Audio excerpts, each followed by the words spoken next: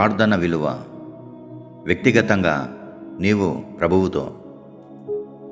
ఈ లోకంలో జీవిస్తున్నటువంటి క్రైస్తవుడు నెరవేర్చవలసినటువంటి అత్యంత ముఖ్య బాధ్యతలలో ప్రార్థన ఒకటి.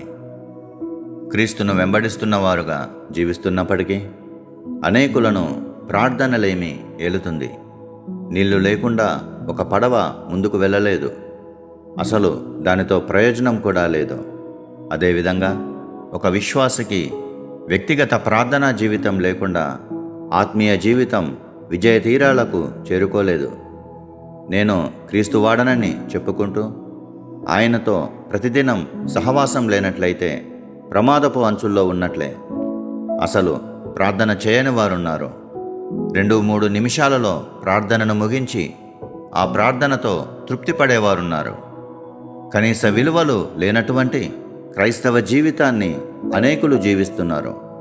వ్యక్తిగత పనులన్నిటినీ ముందుంచుకొని ప్రార్థనకు, వాక్య ధ్యానానికి చివరి స్థానం ఇస్తున్నారు. ప్రార్థన అంటే విసుగు చెందుతూ పారిపోతూ మేము క్రైస్తవులం అని చెప్పుకోవడం సబబు కాదు. ఒకసారి యేసుక్రీస్తు జీవితమును చూస్తే మొదటి నుండి చివరి వరకు ప్రార్థన మాత్రమే ఆయన జీవితంలో కనబడుతుంది. మత్తయి సువార్త 14వ అధ్యాయము 23వ వచనములో ప్రార్థన చేయుటకు ఏకాంతముగా కొండ ఎక్కిపోయి అని వ్రాయబడి ఉంది. మార్కు 1:35లో ఆయన పెందల కడలేచి ఇంకను చాలా చీకటి ఉండగానే బయలుదేరి అరణ్య ప్రదేశమునకు వెళ్ళి అక్కడ ప్రార్థన చేయుచుండెను అని వ్రాయబడి ఉంది. యేసుక్రీస్తు ప్రార్థనకు ఎంత విలువనిచ్చాడు అనేది అర్థమవుతుంది. ఆయన మానవుడుగా ఉన్నాడు, కానీ ఆయన దేవుడు. ఒక మానవునిగా ఉన్నటువంటి దేవుడే అంతగా ప్రార్థించినప్పుడు ఇంకా మన సంగతి ఏంటి? నీ క్రైస్తవ జీవితం ప్రతిదినం ప్రార్థనలో గుండా ఖచ్చితంగా పోవాల్సిందే. లేదంటే ఆత్మీయ జీవితంలో కుంటుబడిపోయి చిన్న చిన్న శోధనలకే కృంగిపోతావు. ప్రార్థనలేమి నిన్ను క్రీస్తుకు దూరం చేస్తుంది. అందుకని ప్రతిదినం కొంత సమయం దేవునితో సహవాసం చేస్తూ నీ వ్యక్తిగతంగా నీ రక్షకుడైన యేసుక్రీస్తుతో నడవవలసిన అవసరత ఖచ్చితంగా ఉంది. క్రీస్తులో నీ భక్తి, విశ్వాస జీవితాన్ని ప్రార్థన అనే బండపై కడుతూ ఆత్మీయ పోరాటాన్ని మంచి సైనికుని వలె పోరాడి ముగించి చివరగా క్రీస్తును మహిమలో కలుసుకోవాలన్నదే నీ లక్ష్యమై ఉండాలి. స్నేహితులారా, ప్రార్థన అంటే దేవునితో మాట్లాడడమే. నీకు దొరికినటువంటి సమయాన్ని వ్యర్థంగా నాశనము చేయక ఆ సమయంలో దేవునితో మాట్లాడు. నాకు ప్రార్థించడానికి సమయం లేదు, నేను బిజీగా ఉన్నాను అనే కుంటి సాకులు చెప్పకు. ఎందుకంటే యేసుక్రీస్తు నిన్ను కునుకక నిద్రపోక కాపాడుతున్నాడు. ప్రతిదినం ఖచ్చితంగా సమయం కుదుర్చుకోవాలి, ప్రార్థించాలి. ఇది క్రైస్తవునిగా నీ బాధ్యత. అనేకుల జీవితాలలో దీవెన లేకపోవటానికి, ఫలించకపోవటానికి, ఆత్మీయ పరుగు పందెంలో కుప్పకూలిపోవటానికి, కుటుంబ సమస్యలు తీరకపోవటానికి, సేవ ఫలవంతం కాకపోవడానికి కారణం ప్రార్థనలేమి. ప్రార్థన చేయకుండా చేసినా గాని కేవలం పొడి ప్రార్థనలు చేసి దేవుడు ఆకాశపు వాకిళ్ళు విప్పి పట్టజాలనంత దీవెనలు కుమ్మరించాలనుకోవడం బుద్ధిహీనత అవుతుంది. అసలు ఏమి ప్రార్థించాలి? ఎక్కువ సమయం ప్రార్థించలేకపోతున్నామని అంటుంటారు. నిజంగా లోకంలో ఉన్నటువంటి విషయాలను గురించి ప్రార్థిస్తే అసలు సమయం సరిపోదు. అయితే విసుకక పట్టుదలతో మోకరించినప్పుడే మనం ప్రార్థన నేర్చుకోగలం. ప్రతిదినం ప్రార్థనకు సమయం కేటాయించి ప్రార్థిస్తున్నప్పుడే ప్రార్థన నేర్చుకోగలం తప్ప ఇక దానికి వేరే ప్రత్యామ్నాయం లేదు. ప్రార్థన జరిగించలేనటువంటి కార్యమంటూ ఏదీ లేని కారణంగా నీవు నీ గదిలో మోకరించి ప్రార్థిస్తున్నటువంటి సమయంలో నీ ప్రార్థన పరలోకపు గవినిని చేరుకొని తదుపరి అక్కడ నుండి ఆ ప్రార్థనా విజ్ఞాపన ఈ భూమిపై ఏ మూలన ఉన్న స్థలమునకైనా వెళ్ళి తన పని జరిగించుటకు శక్తి కలిగిందని గుర్తుంచుకోవాలి. అట్టి నమ్మకంతో పట్టుదలతో ప్రార్థించు. ప్రార్థనకు పరిధి లేదు.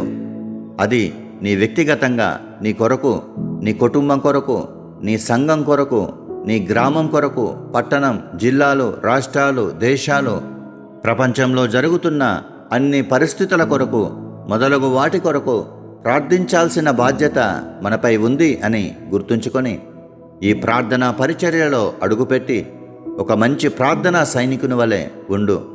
ప్రార్థనా యోధుల కొరత ఎంతో ఈ లోకంలో ఉంది. దేవుని చిత్తం ఈ లోకంలో నెరవేర్చబడాలంటే దానికి ప్రార్థించేవారు అవసరం. నువ్వు సమస్యలను గురించి ఆలోచించడం కన్నా, పరిస్థితులను చూచి బాధపడడం కన్నా ప్రార్థించడం ముఖ్యం.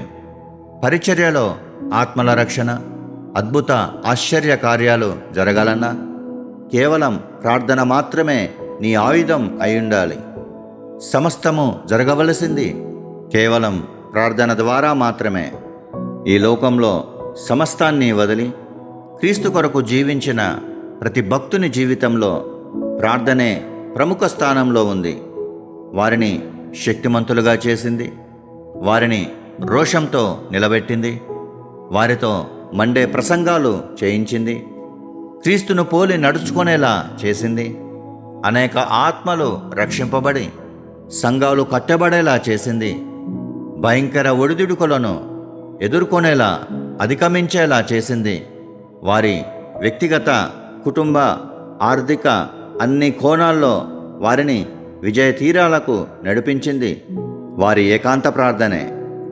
ప్రతిదినం అనేక గంటలు భారంతో కూడిన ప్రార్థన ద్వారా మాత్రమే వారు ఆత్మీయ శిఖరాలను చేరుకోగలిగారు, విజయం సాధించారు.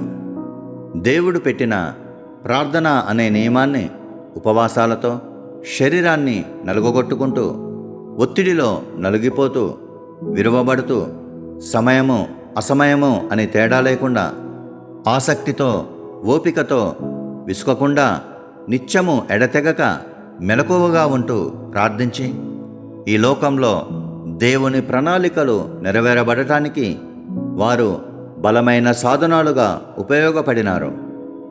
మానవ శక్తికి మించిన అసాధారణమైన కార్యాలను వారి చేత చేయించుటకు వారిని బలపరిచి ధైర్యవంతులనుగా చేసింది వారి ప్రార్థనే. దేవుని చిత్తాన్ని నెరవేర్చాలి అన్న ఆశ, కేవలం ప్రార్థన ద్వారా మాత్రమే దేవుని చిత్తం నెరవేరుతుందన్న గ్రహింపు, వివేచన వారిని ప్రార్థించేలా చేసింది. దినదినము చేస్తున్న ప్రార్థన ఒక అగ్ని జ్వాలల వారిలో మొదలై వారిని ప్రార్థనా పరులుగా తీర్చిదిద్దింది.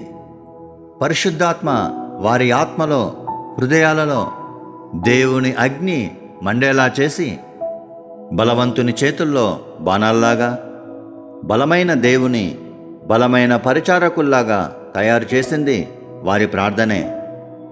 ఎండకు ఎండినప్పుడు, వానకు తడిసినప్పుడు, ఆకలి చంపుకున్నప్పుడు, హృదయము తల్లడిల్లే పరిస్థితులు ఎదురైనప్పుడు దేవుని శక్తిని పొందుకొని నిలదొక్కునేలా చేసింది ప్రార్థనే.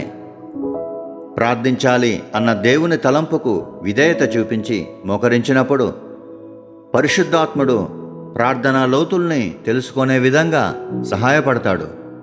మనకు సహాయపడి ఏమి ప్రార్థించాలో, ఎలా ప్రార్థించాలో తెలియజేస్తూ జవాబు పొందే బలమైన ప్రార్థనలు చేయుటకు సహాయపడతాడు.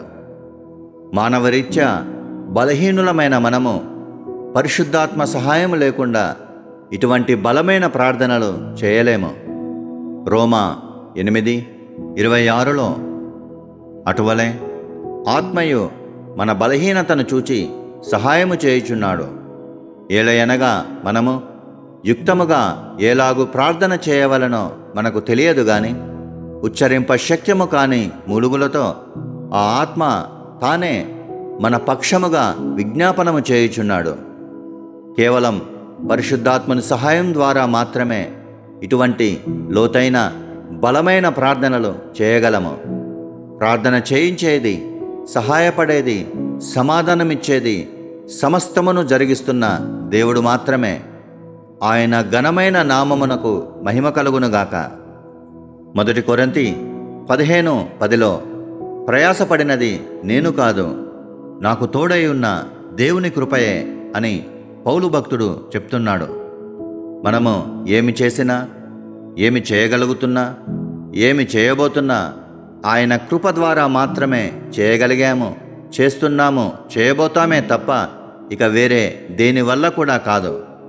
మన ఎడల తన మహాకృపను కనబరుస్తూ మనను విజయ తీరాలకు చేర్చుటకు బలపరుస్తూ నడిపిస్తున్న కృపా సత్య సంపూర్ణుడైన అద్వితీయ సత్యదేవునికి ఇప్పుడును యుగాంత దినము వరకును మహిమ కలుగునుగాక. ఆమెన్. కృప మీకు తోడైయుండునుగాక. క్రీస్తునందు మీ సహోదరుడు కె. శశి స్టీఫెన్.